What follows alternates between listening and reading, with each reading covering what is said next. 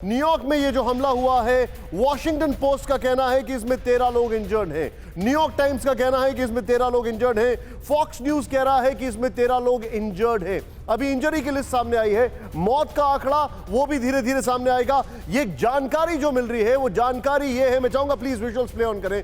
जानकारी जो आ रही है वो ये है कि एक व्यक्ति जो कि वहां पे वर्कर्स वेस्ट और मास्क लगा के घुसा, यह भी बताया जा रहा है कि जहां पर ब्रुकलिन के सबवे स्टेशन पे यह घटनाक्रम हुआ है वहां पर धुआं भी निकला और कुछ डेटोनेट करने की कोशिश की गई। यह भी इंफॉर्मेशन हमारे पास है। लेकिन एक सबसे अलार्मिंग चीज जो है, और मैं प्रमोद जी से भी यह बात करना चाहूंगा, वो है अमेरिका का सेकेंड अमेंडमेंट, जो कि उनको ये ताकत देता है कि अपने पास बंदूक रखें, जिसको लेकर ट्रंप काफी नरमी दिखाते थे।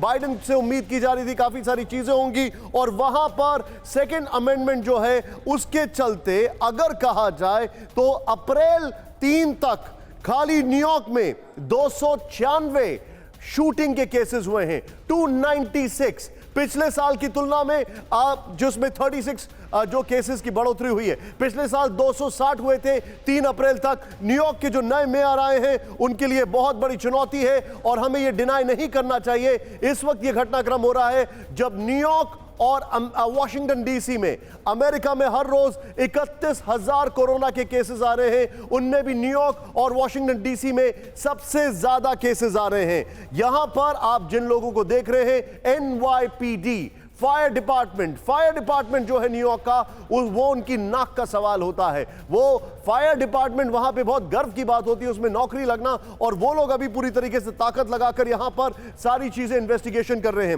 फेडरल एजेंसीज वहां पर पहुंच चुकी हैं। ट्रेन स्टेशन, सबवे स्टेशन जो कि वहां की लाइफलाइन समझा जाता है, वो सबवे स्टेशन जो है वो वहां पर अभी काम नहीं कर रहे हैं। ट्रेन को रोक दिया गया है। यह इस वक्त का बड़ा डेवलपमेंट है। यह हमारे सामने एक बड़ी खबर आ रही है। लेकिन मैं इस वक्त अपने दर्शकों को बताना चाहूंगा, मैं सीधे चलूंगा। प्रमोद जी, आप न्यूयॉर्क से मौजूद हैं, क्या इंफॉर्मेशन है, बताइए हमें, क्या आपके पास अपडेट्स मिल रहे हैं? बिल्कुल, आप तो बहुत ही, आपकी अपडेट्स हमसे ज्यादा बेटर है, थैंक्स टू भारतवर्ष TV9। और जो ये घटना घटी है ये बिल्कुल किसी भी तरह से एक ह्यूमैनिटी के लिए अच्छी बात नहीं है, और ऐसे घटना की हम लोग पूरी भर्त्सना करते हैं। पूरा NRI समुदाय यहाँ से भर्त्सना करता है, और गवर्नमेंट के जो सिक्योरिटी एजेंसी हैं उसको बड़े ध्यान से चेक कर रही हैं। नो डाउट कि टेररिस्ट अटैक ही लगता है, क्योंकि इतने बड़े इंटेंसिटी में अटैक होना ये उसी की ओर इशारा कर रहा है। अभी तक तो उसके बारे में विशेष जानकारी आ नहीं पाई है, इसी के लिए अभी कुछ बोलना जल्दीबाजी होगी। लेकिन डेफिनेटली जो भी होंगे उसके खिलाफ काफी भयंकर एक्शन होगा, no doubt about it.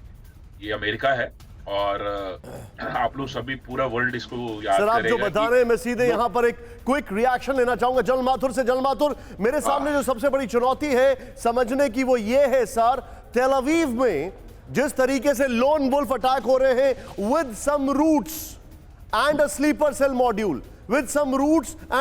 Cell module, वो यहां पर हो सकता है ऐसा हो, क्योंकि यहां पर अगर नॉर्मल शूटिंग से जो फर्क वाली चीज है वो ये है, नंबर 1 वो ये है कि यहां पे कोई चीज डेटोनेट की गई है। नंबर 2 जो सबसे इंपॉर्टेंट है, जिस इलाके में इसको अंजाम दिया गया है वहां पर बहुत स्ट्रिक्ट सर्विलांस होती है। अमेरिका में police is not seen but they work behind the curtains, और अगर वो ऐसा करने में कामयाब हुआ है तो ये lone wolf attack of a sleeper agent kind हो सकता है। Your take on it sir.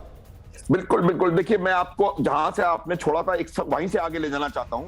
आपने बताया कि 296 वहां पर हमले हो चुके हैं, लेकिन 296 हमलों के बाद रिएक्शन जो अमेरिका का है वो सेम नहीं है। हर हमले की जानकारी ब्रीफिंग प्रेसिडेंट को नहीं दी गई है। हर हमले के बाद न्यूयॉर्क को बंद नहीं किया गया है। हर हमले के बाद सारे स्कूलों को और सारे कॉलेजेस को इतना जबरदस्त सिक्योरिटी अरेंजमेंट नहीं किया गया है। ये साफ दिखाता है कि NYPD और जो उनकी FBI है वो भी इस बात को समझते हैं कि ये संभावना है कि ये बाकायदा टेररिस्ट अटैक है।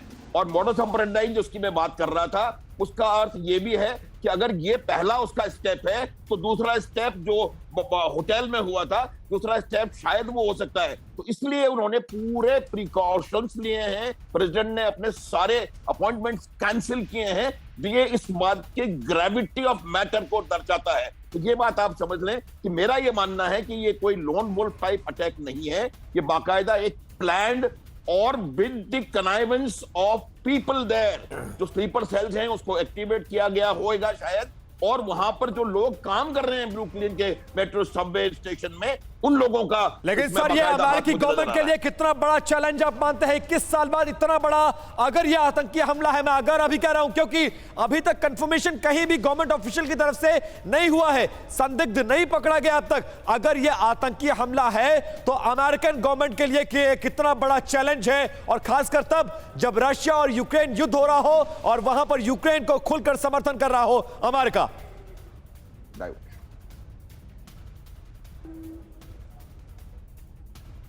बहादुर सर, मेरे लिए I am sorry, I thought you asking someone. जी जी हाँ, नहीं, ये बिल्कुल आप बिल्कुल ठीक कह रहे हो। ये बिकॉज क्या होता है, देखिए पूरा का पूरा कॉन्सेंट्रेशन हमारा वॉर की तरफ है और तमाम किस्म की एक्टिविटीज वहां पर चल रही हैं, तो एक डाइवर्शनरी टैक्टिक्स भी हो सकती है कि आप वहां जाकर के किस प्रकार का टेररिस्ट हमला करते तो उसका जो ध्यान है वो उस तरफ को शिफ्ट हो जाएगा। ये भी मेरे को लगता है ये संभावना है, लेकिन ये मुझे इसमें कोई गहरी चीज नजर आ रही है, और इसका कनेक्शन यूक्रेन रशिया के अलावा भी कहीं और से हो सकता है, जैसा कि मैं पहले भी कहने का प्रयास कर रहा था, और इस बात को हमें समझने की आवश्यकता है। मैं अपने दर्शकों को एक बार एक अपडेट देना चाहूंगा।